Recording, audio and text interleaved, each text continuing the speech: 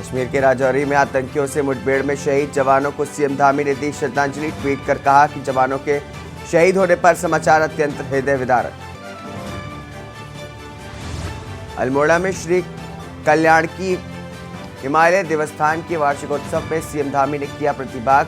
पूजा अर्चना करके संतों का लिया आशीर्वाद। लैंड जहाज पर सीएम धामी के तेवर हुए सख्त। बोले मैनुअल पर जो बैठेगा फिट वही खरीद पाएगा जमीन। खरीदारों की सरकारी खंगाली कुंडली। डोल आश्रम में चल रहे वार्षिकोत्सव कार्यक्रम में समापन के अवसर पर पहुंचे सीएम धामी। धामी के आश्रम में सभी मंदिरों का किया गया भ्रमण। कन्या पूजन में लिया हिस्सा। ऋषिकेश एम्स में चल रहे 2 दिवसीय Y20 कंसल्टेशन समिट के दूसरे दिन पहुंचे केंद्रीय राज्य मंत्री डॉक्टर भारती प्रणवीर पवार। और कांग्रेस कार्यकर्ताओं ने प्रदेश में कई जगह भाजपा और बजरंग दल नेताओं की बुद्धि शुद्धि के लिए किया हवन और यज्ञ। मंदिर परिसरों में हनुमान चालीसा का किया गया पाठ। आप देख रहे हैं के न्यूज, खबरों का सारथी। नमस्कार, स्वागत है आपका। आप देख रहे हैं के न्यूज, मैं हूं आपके साथ हारिस। कांग्रेस कार्यकर्ताओं ने आज हल्द्वानी के गोलजीव मंदिर में भाजपा और बजरंग दल नेताओं की बुद्धि शुद्धि के लिए हवन यज्ञ किया। कांग्रेस जिला अध्यक्ष राहुल चिम्बाल के नेतृत्व में कार्यकर्ताओं ने मंदिर परिसर में हनुमान चालीसा का पाठ किया। उन्होंने बजरंग दल को बदरंग दल बताते हुए कहा कि आखिर जोशीमठ आपदा और अंकिता भंडारी हत्याकांड के समय बजरंग दल के कार्यकर्ता कहां थे? उस समय इन्होंने क्यों नहीं आवाज उठाई? इसके साथ ही दिल्ली में पहलवान धरना दे रहे हैं, आखिर वहां भी क्यों चुप हैं? कांग्रेस कार्यकर्ताओं ने कहा कि ये हमारे कार्यालय में तोड़फोड़ करके उपद्रव मचा रहे हैं, इसलिए हम इनकी बुद्धि शुद्धि के लिए हवन और हनुमान चालीसा का पाठ कर रहे हैं, जिससे भाजपा और बजरंग दल नेताओं की गुंडागर्दी काबू में आ सके।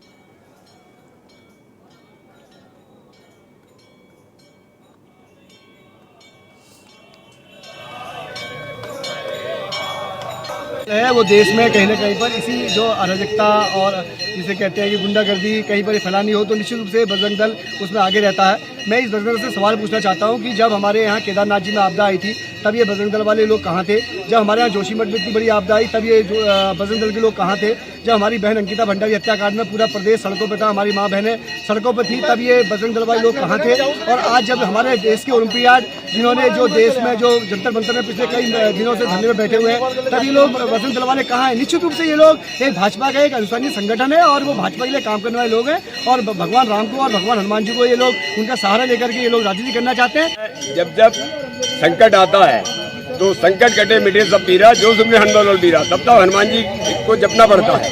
आज हमारे प्रदेश में संकट है, आज हमारे देश में संकट है। सरकार समस्याओं का निदान करने के लिए होती है, लेकिन सरकार किसी भी समस्या का समाधान नहीं कर रही। तो इनकी बुद्धि शुद्धि के लिए ये यज्ञ किया गया है। हनुमान जी की चालीसा पढ़ी गई है, हनुमान जी को याद कर रहे हैं कि बुद्धि शुद्धि बल बुद्धि विद्या देवी मई हरो कलेश विकार, इनका जरा बल बुद्धि दो और इनकी बुद्धि शुद्धि करो ताकि ये प्रदेश का कल्याण करें। खबर लक्सर से है, जहां पर अवैध मज़ारों की आड़ में किए गए अतिक्रमण पर बुलडोजर चलाए जाने की सरकार कार्रवाई पर कांग्रेस के प्रदेश महामंत्री राजेश रस्तोगी ने सवाल उठाए। रस्तोगी ने कहा कि मज़ारों पर की कार्रवाई को सरकार द्वारा मीडिया में बढ़ा चढ़ा करके प्रचार कर रही है, जबकि मंदिर या मठों पर की जा रही कार्रवाई को मीडिया में नहीं दिखाया जा रहा है। उन्होंने कहा कि सरकार अतिक्रमण पर बुलडोजर की कार्रवाई में भी राजनीति कर रही है, जो सरासर गलत है।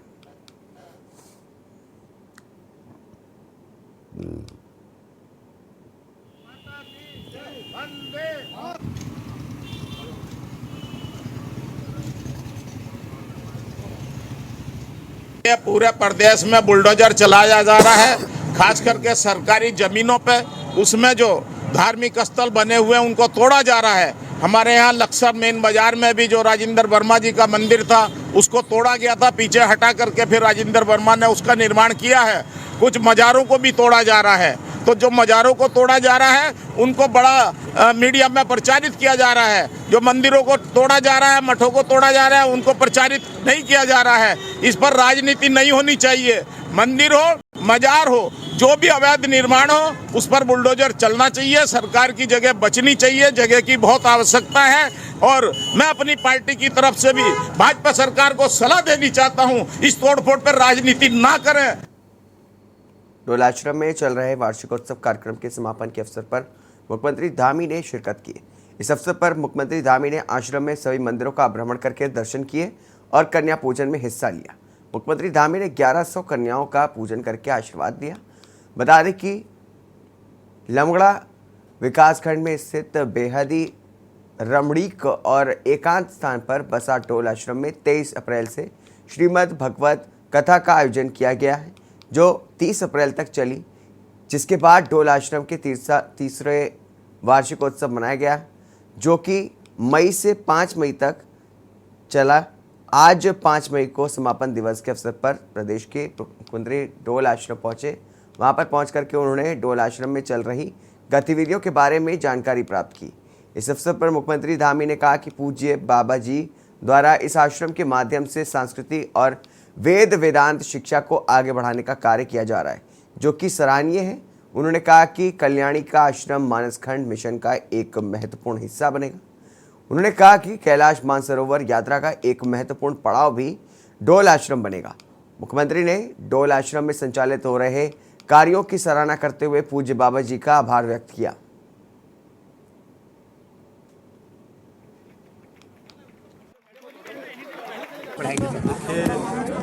ये डोल आश्रम पूज्य महाराज जी ने इसको स्थापित किया। उनकी सोच के अनुरूप यहाँ पर धर्म, अध्यात्म और संस्कृति और शिक्षा के एक बड़े केंद्र के रूप में ये आगे बढ़ रहा है, विकसित हो रहा है। हम पूज्य महाराज जी का बहुत उनका अभिनंदन करते हैं कि उन्होंने संपूर्ण जीवन जहाँ लोगों की सेवा में लगाया, परमार्थ के कार्यों में लगाया। इस क्षेत्र में इस आश्रम की स्थापना से जो हमारा मानसखंड मंदिर माला मिशन है, उस मिशन का ये भी बहुत बड़ा एक मैं कहूँ एक क्षेत्र के रूप में, एक प्रकार से उसके एक अंग के रूप में ये डेवलप होगा। इस क्षेत्र को आगे डेवलप करने के लिए, चूँकि आने वाले समय में जिस प्रकार से चार धाम यात्रा हमारी चलती है, उसी प्रकार से मानसखंड यात्रा भी चलेगी। वहीं विकास नगर के कांग्रेस जनों ने आज विकास नगर तिलक भवन पर एकत्रित होकर के देश की जनता पर भाजपा की सरकार द्वारा किए जा रहे अत्याचार तथा देश की जनता को भाजपा के नेताओं द्वारा गुमराह किए जाने को लेकर के हनुमान चालीसा का पाठ किया तथा हनुमान जी से भाजपा के नेताओं की बुद्धि शुद्धि की प्रार्थना की। लगभग 1 घंटे तक चले हनुमान चालीसा के पाठ के दौरान कांग्रेस जनों ने भारतीय जनता पार्टी के वरिष्ठ नेता, कर्नाटक के पीएफआई और बजरंग दल पर प्रतिबंध को लेकर के देश की जनता को गुमराह करने के लिए लगातार झूठ बोल रहे हैं। उससे ये साफ प्रतीत होता है कि उनकी बुद्धि भ्रष्ट हो चुकी है। एक कांग्रेस जनों का कहना है ताकि बजरंगबली इस संपूर्ण सृष्टि के भगवान हैं और इस जगत के कण कण में विद्यमान है। क्योंकि भारतीय जनता पार्टी के लोगों की बुद्धि भ्रष्ट हो चुकी है, इसलिए वो इस संपूर्ण सृष्टि के भगवान बजरंगबली को एक छोटी सी संस्था बजरंग दल से जोड़ रहे हैं। कांग्रेस जनों ने कहा कि यदि कोई संस्था समाज में वैमनस्यता फैलाती है और देश की गरीब जनता पर तरह तरह के जुल्म करती है, तो संस्था का नाम किसी भगवान के नाम पर रख देने मात्र से उससे संस्था के दोषों का निवारण नहीं हो जाता। इसलिए हनुमान चालीसा का पाठ किया गया है ताकि भाजपा के नेताओं की बुद्धि शुद्ध हो सके। भारतीय जनता पार्टी के वरिष्ठतम नेता तक जिस तरह से देश की जनता को बार बार झूठ पर झूठ बोल के और गुमराह करने की बात कर रहे हैं, गुमराह करने का प्रयास कर रहे हैं, उनकी बुद्धि शुद्धि के लिए कि उनकी बुद्धि शुद्धि हो जाए, आज हमने कांग्रेस जनों ने विकास नगर के तिलक भवन पर एकत्र होकर हनुमान चालीसा का पाठ किया है। हनुमान जी इस देश के नहीं, इस पूरी यूनिवर्स के, पूरी सृष्टि के भगवान हैं। इन्होंने उसको एक छोटी सी संस्था बजरंग दल का भगवान बना दिया और हम लोग तो बजरंग बली के भक्त हैं, ये लोग हमें बजरंग दल का भक्त बनाना चाहते हैं। अरे बजरंग दल है क्या? बजरंग दल एक छोटी सी संस्था है और बजरंग बली इस संपूर्ण सृष्टि के भगवान है। एक चींटी से लेके बाज तक, इंसान से लेके इस सृष्टि में जितने जीव हैं, हनुमान जी उस हर जीव के भगवान है। खबर सितारगंज से, जहां पर बाबा विश्वनाथ मां जगदीशिला की डोली यात्रा पहुंची। सितारगंज, जहां पर पुरानी मंडी में बने माता जी के मंदिर शक्तिपीठ पर सैकड़ों भक्तों ने माथा टेक करके अपने आप को धन्य बताया। वहीं उपस्थित पूर्व कैबिनेट मंत्री प्रसाद नैथानी ने बताया कि विश्वनाथ मां जगदीशिला डोली रथ यात्रा अपने 24वें वर्ष में प्रवेश कर गई है। इस बार 2 मई 2023 से इसका शुभारंभ हुआ। आपको बता दें कि 29 दिवसीय यात्रा का समापन 30 मई को गंगा दशहरा के दिन होगा। इस वर्ष डोली यात्रा विश्व प्रसिद्ध चार धाम यमुनोत्री, गंगोत्री, केदारनाथ एवं बद्रीनाथ होती हुए 30 मई 2023 को भगवान रामचंद्र जी के गुरु, विशिष्ट एवं व्यवहारिक वेदांत के धनी स्वामी रामतीर्थ जी की तपस्थली वैशान पर्वत पट्टी 11 गांव हिंदाव विकासखंड भिलंगना टिहरी गढ़वाल में यात्रा का विधि विधान के साथ समापन होगा। साथ ही नैथानी जी के द्वारा बताया गया कि अगर कोई भी भक्त अपनी मनोकामना मांगता है तो हर भक्तों की मनोकामना पूरी होती है।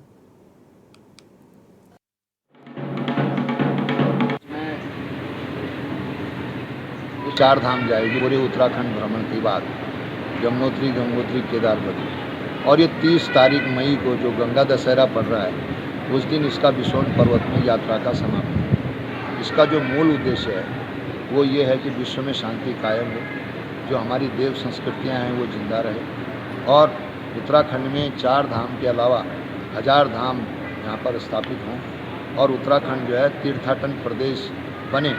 तीर्थाटन प्रदेश बनाने का ये संकल्प है इस यात्रा का मुख्य उद्देश्य।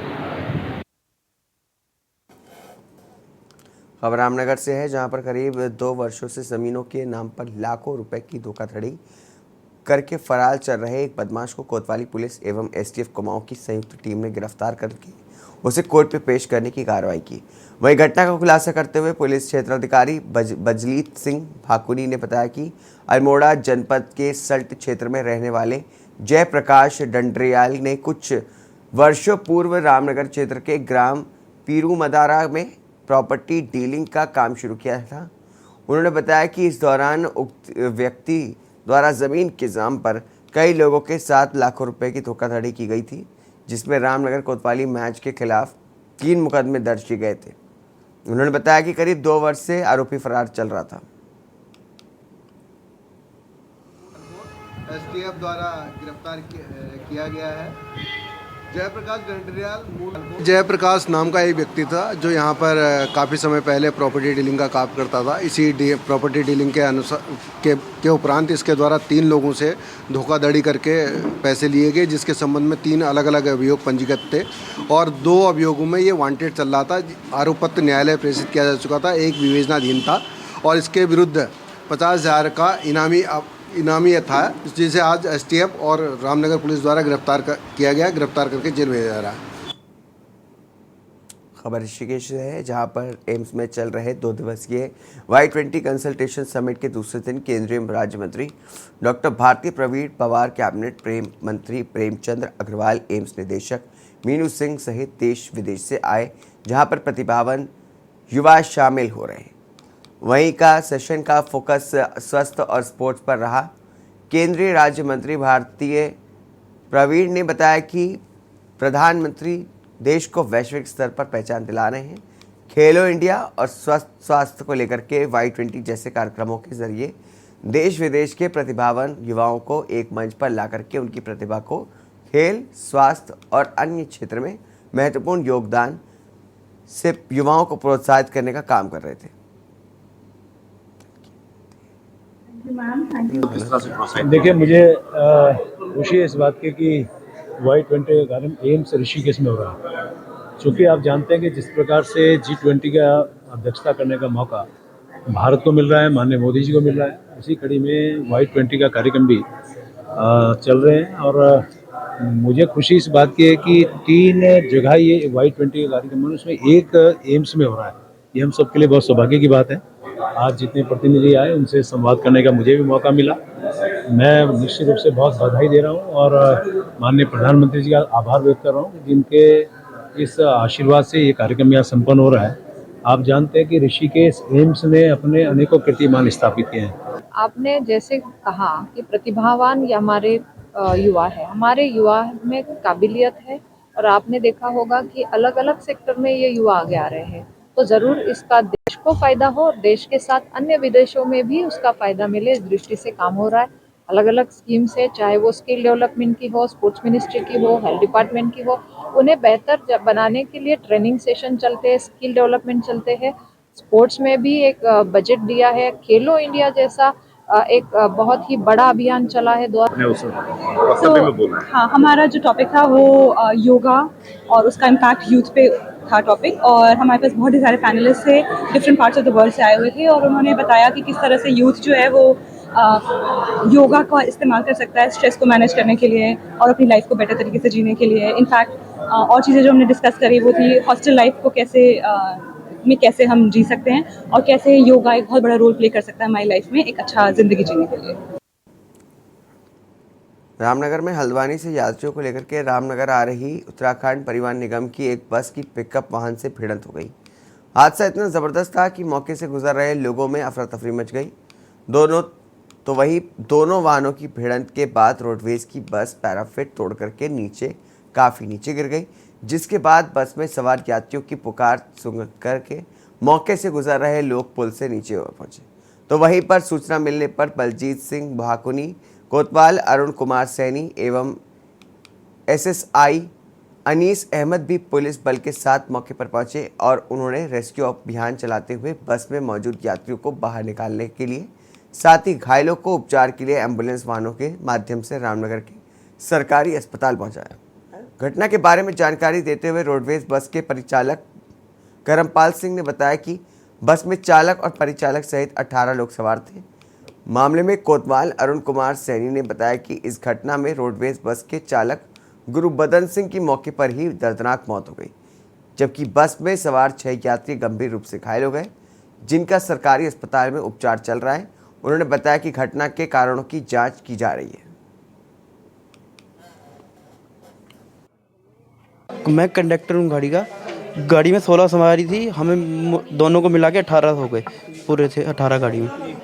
आगे से जैसे ही वो ओवरटेक करता हुआ आ रहा था कैंटर वाला, हाँ पिकअप, हमने पूरी ड्राइवर साहब ने पूरी अपनी साइड ले ली गाड़ी, लेकिन तब भी वो टक्कर होने के बाद गाड़ी नीचे गिर गई। तो उसमें ड्राइवर साहब की डेथ हुई है? हाँ जी, वो on the spot he death हो गई उनकी। तो लापरवाही पिकअप वाले की लापरवाही? हाँ, पूरी लापरवाही उसकी। वो रॉन्ग साइड आया, जो वहाँ खड़े भी थे लोग, उन्होंने भी उनकी गलती बताई। देखिए, आज ये जो नया कोसी बैराज है रामनगर में, इससे पहले एक DCM की और रोडवेज की गाड़ी की टक्कर हो गई, जिससे रोडवेज की गाड़ी अनियंत्रित होकर पैराफिट तोड़ के नीचे गिर गई है, जिसमें बस चालक की डेथ हो गई है और उसमें से 7-8 सवारियों को मामूली चोटें आई हैं, जिनको इलाज के लिए अस्पताल भिजवा दिया गया है। रुकेंगे छोटे से ब्रेक के लिए। ब्रेक के बाद जल्द हाजिर होंगे नई खबरों के साथ। आप देख रहे हैं के न्यूज, खबरों का सारथी। ब्रेक के बाद स्वागत है आपका। रुद्रपुर पहुंचे पर्यटन आयोग के उपाध्यक्ष SS नेगी के द्वारा रुद्रपुर के विकास भवन सभागार में जनपद भर के अधिकारियों के साथ बैठक की। इस दौरान उधम सिंह नगर जनपद में पर्यटन को लेकर के किस तरह से और बढ़ावा दिया जाए, सब चीज़ को लेकर के चर्चा की गई और महत्वपूर्ण सुझाव जुटाए, जिसके बाद SS नेगी के द्वारा बताया गया कि सभी सुझाव को लेकर के वो पर्यटन आयोग के अध्यक्ष व उत्तराखंड के मुख्यमंत्री पुष्कर सिंह धामी से वार्ता करेंगे और उसके बाद आगे की कार्रवाई की जाएगी। पर्यटन आयोग के उपाध्यक्ष SS नेगी ने बैठक में कहा कि विशेष करके ग्रामीण क्षेत्रों में चहुमुखी विकास के लिए क्लस्टर आधारित योजनाओं को बढ़ावा दिया जाए। वर्तमान में बाजार मांग के आधार पर जिले के किसानों को पुष्प उत्पादन के लिए प्रेरित किया जाए। बाजार की मांग व आवश्यकताओं के बारे में विस्तार से जागरूक भी किया जाए। क्या शीतलीकरण हो सकता है, क्या सुधार हो सकता है, किस तरह से हमारे जो नौजवान बेरोजगार हैं उनको क्या सरकार की योजनाओं से क्या मदद मिल सकता है। पर्यटन में भी बातें आई हैं और उद्योग में भी आई हैं, कृषि में भी आई, हर फील्ड में आई है।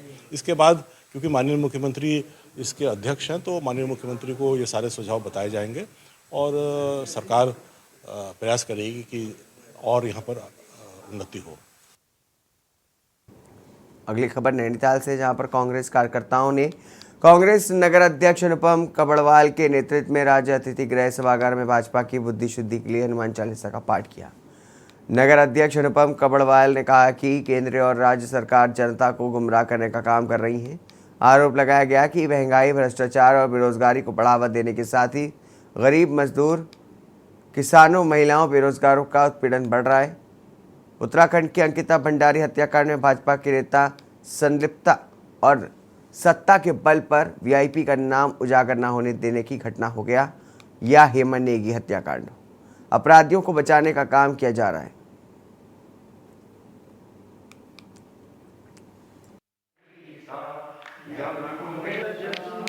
प्रदेश नेतृत्व ने आह्वान किया है पूरे प्रदेश में, ये देश और प्रदेश की जो भाजपा की सरकार है उसकी शुद्धि बुद्धि के लिए ये आज हमने हनुमान चालीसा का पाठ रखा हुआ है। जिस प्रकार से आप देख रहे होंगे कि हमारे प्रदेश में अंकिता हत्याकांड है, उसके माँ बाप आज भी रो रहे हैं उस वीआईपी का नाम जाने अपने हत्यारों को सजा दिलाने के लिए। जिस प्रकार हमारे भर्ती घोटालों के जो बेरोजगार जो देहरादून में आंदोलन कर उन पर लाठीचार्ज हुआ, हमारे युवाओं के सर फोड़े, वो न्याय की मांग कर रहे हैं, वो उचित भर्ती परीक्षा मतलब न्यायपूर्ण तरीके से परीक्षा हो उसकी मांग कर रहे हैं। जिस प्रकार से हमारी महिला पहलवान अंतर्राष्ट्रीय ओलंपियन जिनको अब खुद प्रधानमंत्री जी ने घर बुला के सम्मान दिया और अपनी बेटी का दर्जा दिया, उनके सम्मान के लिए जिस आप जो इतने दिनों से धरने में बैठे हैं और पॉक्सो जैसी उन पर धाराएं लगी हैं, उसके बाद जबकि पॉक्सो का नियम है कि तुरंत उसमें गिरफ्तारी हो जाती है।